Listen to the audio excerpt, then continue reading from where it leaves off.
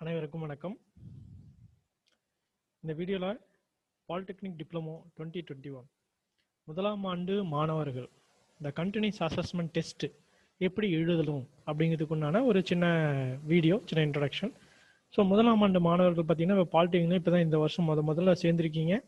சேர்ந்து இந்த வருஷத்தில் பார்த்தீங்கன்னா இந்த கொரோனா பிரச்சனையினால நம்ம வந்து ஒன்லி ஆன்லைனில் தான் உங்களுக்கு வந்து கிளாஸ்லாம் எடுத்திருப்பாங்க. ஸோ ஆன்லைன் கிளாஸ் மூலிமா இப்போ என்ன பண்ண போகிறாங்க அப்படின்னு பார்த்தீங்கன்னா உங்களுக்கு இந்த இந்த பருவத்துக்குண்டான இந்த செமஸ்டருக்கு உண்டான தேர்வுகள் வந்து பார்த்தீங்கன்னா உங்களுக்கு இந்த கண்டினியூஸ் அசஸ்மெண்ட் டெஸ்ட் அப்படிங்கிற இந்த ஒரு டெஸ்ட் வந்து சொல்லியிருக்காங்க.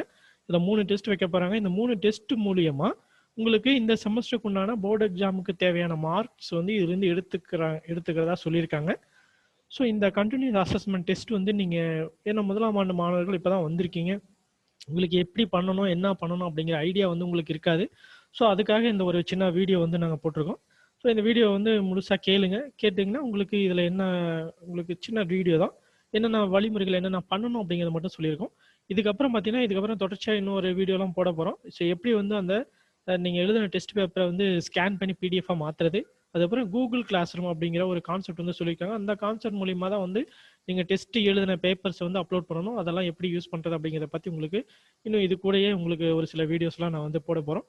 ஸோ இந்த சேனலை வந்து நீங்கள் சப்ஸ்கிரைப் பண்ணிக்கோங்க. பண்ணிங்கன்னா உங்களுக்கு இந்த வீடியோஸ்லாம் நான் போட உங்களுக்கு வந்து ஆட்டோமேட்டிக்காக உங்களுக்கு சரியா உங்களுக்கு மெசேஜ் வரும். அந்த மெசேஜ் நோட்டிஃபிகேஷன் வரும். நோட்டிஃபிகேஷன் மூலிமா நீங்கள் வந்து ஓப்பன் பண்ணி அந்த வீடியோஸ் நீங்கள் வந்து ஓப்பன் பண்ணி அந்த வீடியோவில் எப்படி சொல்லியிருக்கோம் அப்படிங்கிறத கேட்டு நீங்கள் வந்து எப்படி இந்த டெஸ்ட் வந்து எழுதி முடிக்கலாம் அப்படிங்கிறத பற்றி நீங்கள் தெரிஞ்சுக்கலாம். சரி, ஓகே ஸ்டூடெண்ட்ஸ். ஸோ இதில் பாருங்கள், கண்டினியூஸ் அசஸ்மெண்ட் டெஸ்ட் 1, 2, 3. ஸோ இதான் ஃபஸ்ட்டு நீங்கள் டெஸ்ட்டை எழுத போகிறீங்க. பாலிடெக்னிக் 10th முடிச்சுட்டு பாலிடெக்னிக்கில் வந்து இதான் முதல்ல நீங்கள் வந்து டெஸ்ட் வந்து எழுத போகிறீங்க. ஸோ அந்த டெஸ்ட்டு இது எப்படி எழுதணும் அப்படிங்கிறதுக்குனா ஒரு சின்ன இன்ட்ரொடக்ஷன். ஸோ ஓகே, பாருங்கள் டைம் டேபிள் சொல்லியிருக்காங்க. டைம் டேபிள் பார்த்தீங்கன்னா 3 டெஸ்ட்டாக வைக்கிறாங்க. கண்டினியூஸ் அசஸ்மெண்ட் டெஸ்ட் 1, 2, 3 அப்படின்னு சொல்லிட்டு. ஸோ இந்த 3 டெஸ்ட்டும் என்னன்னைக்கெல்லாம் வைக்கிறாங்க அப்படிங்கிறத பாருங்கள். 1ஆம் தேதி 1/12/2020 5/12/2020 வரைக்கும் முதல் டெஸ்ட் நடக்க போகுது 5 நாளைக்கு. 2வது டெஸ்ட் வந்து பார்த்தீங்கன்னா 28/12. ஸோ அந்த டிசம்பர் கடைசியில் 28/12 2/1/2021 வரைக்கும் உங்களுக்கு நடக்க போகுது. 3வது டெஸ்ட் வந்து பார்த்தீங்கன்னா 1/2/2021 5/2/2021. ஸோ இந்த 3 நாள் வந்து உங்களுக்கு வந்து டெஸ்ட் வந்து நடக்க போகுது. சரியா, இந்த டெஸ்ட்டுக்கு என்ன பண்ணணும் அப்படிங்கிறது ஜஸ்ட் இந்த வீடியோவில் சொல்கிறேன். ஸோ என்ன பண்ணணும் அப்படின்னு பாருங்கள். டெஸ்ட் நீங்கள் பார்த்தீங்கன்னா A4 ஷீட்டில் தான் எழுதணும். சரிங்களா, A4 ஷீட்டில் எழுதணும். ஸோ அந்த A4 ஷீட் வந்து நீங்கள் கடையில் வாங்கிக்கோங்க. வாங்கிட்டு A4 ஷீட்டில் பார்த்தீங்கன்னா ஒரு பார்டர்லாம் போட சொல்லியிருக்காங்க. ஸோ அந்த பார்டர் எப்படி போடணும், அந்த பார்டர் போட்டதுக்கப்புறம் ஸோ எப்படி இருக்கும் அப்படிங்கிறத ஜஸ்ட் பாருங்கள். A4 ஷீட்டோட model. So A4 sheet வந்து கடையிலேருந்து வாங்கிக்கோங்க. ஏன்னா A4 ஷீட்டில் தான் நீங்கள் வந்து டெஸ்ட் எழுத போகிறீங்க. ஸோ A4 ஷீட்டில் சிங்கிள் சைடில் மட்டும்தான் எழுத போகிறீங்க. ஏன்னா டபுள் சைடில் எழுதுனீங்க அப்படின்னா நீங்கள் ஸ்கேன் பண்ணும்போது பின்னாடி இருக்கிற அந்த பின்னாடி நீங்கள் எழுதின ஆன்சர்ஸ் அல்லது டயக்ராம்ஸ் எல்லாம் உங்களுக்கு வந்து முன்னாடி வந்து ஸ்கேன் பண்ணும்போது அந்த உங்களுக்கு சரியா விசிபிளாக தெரியும். ஸோ ஃப்ரண்ட்டில் நீங்கள் ஸ்கேன் பண்ணும்போது பேக்கில் இருக்கிறதும் தெரியும். அப்படிங்கிறதுனால பேக் சைடில் மேக்ஸிமம் எழுதாதீங்க, ஃப்ரண்ட்டில் மட்டுமே எழுதுங்க.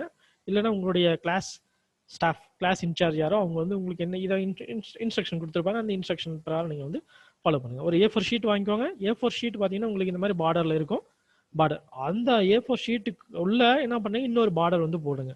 ஸோ அந்த பார்டர் பார்த்தீங்கன்னா எல்லா சைடுமே 20 mm 2 சென்டிமீட்டர் இருக்கணும். இந்த மேலே அந்த பேப்பர்னுடைய எட்ஜிலிருந்து 2 சென்டிமீட்டர் எல்லாமே டாப்பு பாட்டம் லெஃப்ட் ரைட்டு 4 சைட்லையுமே இந்த மாதிரி பார்த்தீங்கன்னா 20 mm 2 சென்டிமீட்டருக்கு ஒரு பாக்ஸ் மாதிரி ஒன்று போடுங்க. இந்த பாக்ஸுக்குள்ளே தான் நீங்கள் வந்து உங்களுடைய ஆன்சரை எழுத போகிறீங்க. சரிங்களா, இந்த பேப்பர்னுடைய டாப்பில் மேலே பார்த்தீங்கன்னா register number, name of the student, subject code எழுதணும். ரெஜிஸ்டர் நம்பர் அப்படிங்கிறது இப்போ ஃபர்ஸ்ட் இயருக்கு இன்னும் இது வரைக்கும் ரெஜிஸ்டர் நம்பர் கொடுத்துருக்க மாட்டாங்க.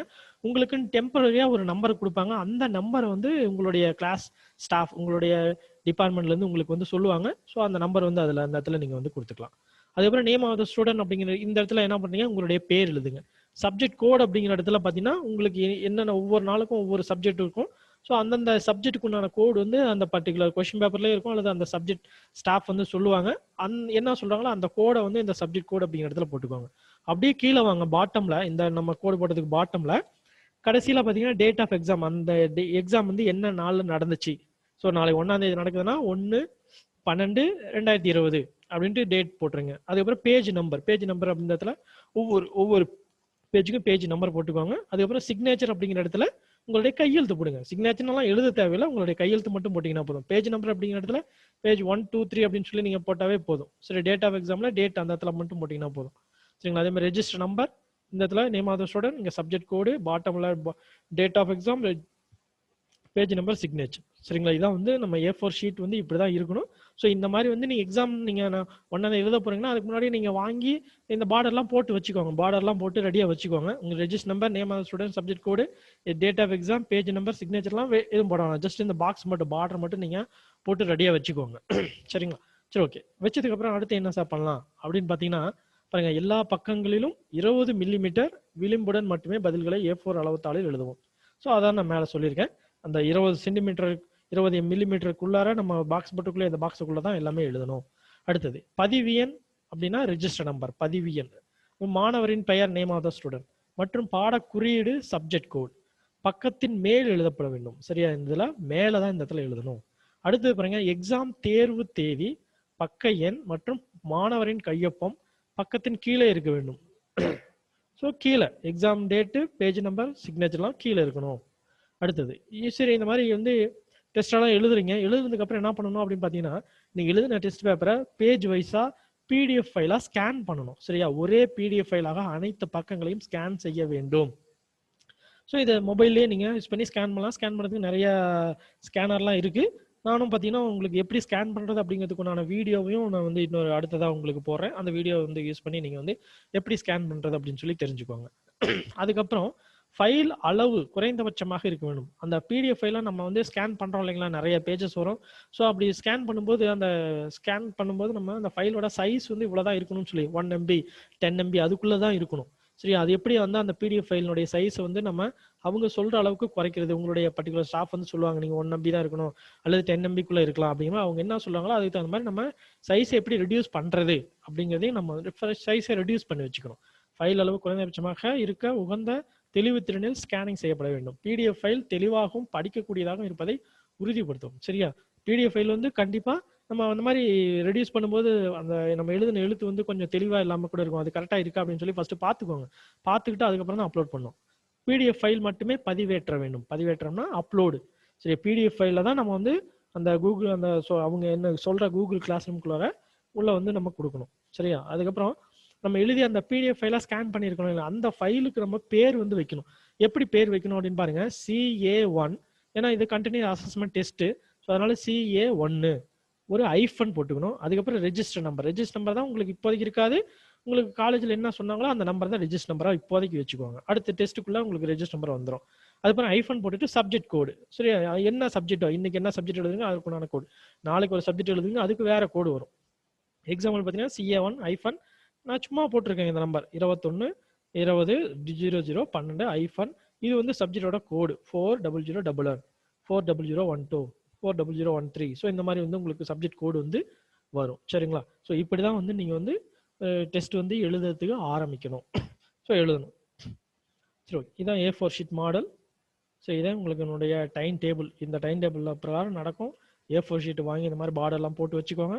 போட்டு வச்சுட்டு இதெல்லாம் நீங்கள் வந்து செய்யணும். சரிங்களா? சரி, இதெல்லாம் செய்யறதுக்கு உங்களுக்கு எப்படி வந்து PDF ஃபைலாக மாற்றணும், அந்த கூகுள் கிளாஸ் ரூம் அதுக்கப்புறம் பார்த்தீங்கன்னா உங்களுக்கு பண்ணணும். பட் இந்த கொஷின் பேப்பர் வந்து அந்த கூகுள் கிளாஸ் ரூம் அப்படின்னு சொல்லி ஒன்று சொல்லுவாங்க. அது மூலிமா கொஷின் அனுப்புவாங்க. நீங்கள் அதே கூகுள் கிளாஸ் ரூம் மூலிமா நீங்கள் அந்த எழுதின டெஸ்ட் பேப்பரை இப்போ ஸ்கேன் பண்ணி எல்லாம் ரெடியாக வச்சு இந்த மாதிரி ஃபைல் நேம் எல்லாம் கொடுத்ததுக்கப்புறம் அந்த பேராக நீங்கள் வந்து அந்த கூகுள் கிளாஸ் ரூம்குள்ளார அந்த நீங்கள் எழுதின டெஸ்ட் பேப்பரை அப்லோட் பண்ணணும். சரிங்களா? ஓகே, நெக்ஸ்ட் நான் அடுத்த வீடியோவில் பார்த்தீங்கன்னா உங்களுக்கு எப்படி ஸ்கேன் பண்ணுறதுன்னு ஒரு வீடியோ போடுறேன். கூகுள் கிளாஸ் ரூமில் எப்படி வந்து கொஷின் பேப்பர் எப்படி நீங்கள் வந்து ஜாயின் பண்ணணும், அதுக்கப்புறம் எப்படி நீங்கள் வந்து அந்த கொஷின் பேப்பரை டவுன்லோட் பண்ணணும், எப்படி அதில் வந்து அந்த ஃபார்மை ஃபில் பண்ணி நம்ம எழுதின டெஸ்ட் பேப்பரை எப்படி அப்லோட் பண்ணணும் அப்படிங்கிறதுக்குண்டான வீடியோ வந்து நான் ரெடி பண்ணி உங்களுக்கு போடுறேன். ஸோ அந்த வீடியோவை பார்த்து நீங்கள் வந்து எப்படி பண்ணணும், எப்படி இந்த எக்ஸாம் வந்து நல்லபடியாக எழுதணும் அப்படிங்கிறது நீங்கள் அந்த வீடியோவை பார்த்து நல்லபடியாக தெரிஞ்சுக்கோங்க. Best of luck. Okay, thank you.